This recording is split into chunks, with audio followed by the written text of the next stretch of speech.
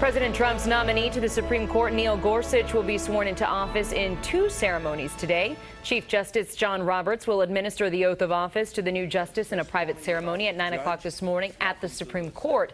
That will be followed by Justice Anthony Kennedy administering the second oath in a public ceremony at the White House at 11.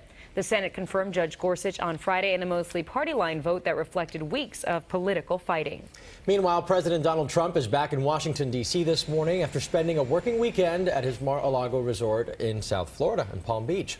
This morning, the White House finds itself embroiled in crisis around the globe, including Syria. Over the weekend, top officials from the Trump administration defended the decision to launch airstrikes on the country while taking a tough new stance towards Russia. CBS 4's Roxana Saberi has the latest from New York. Ahead of his first diplomatic trip to Moscow, Secretary of State Rex Tillerson called on Russian President Vladimir Putin to rethink his alliance with Syrian leader Bashar al-Assad. I don't draw conclusions of complicity at all, but clearly they've been incompetent.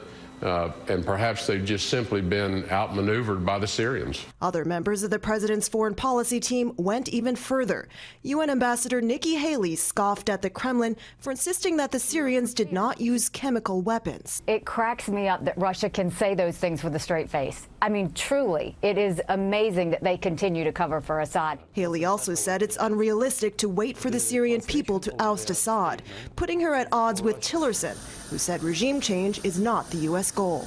We don't see a peaceful Syria with Assad in there. The White House is also keeping a close eye on North Korea. In a message read on state television, its foreign ministry denounced the attack on Syria and said the U.S. should be punished. As Pyongyang hints at an upcoming round of missile tests, the Pentagon is sending a naval strike group to the region, a show of force that it hopes will head off an actual use of force. Roxana Saberi for CBS News.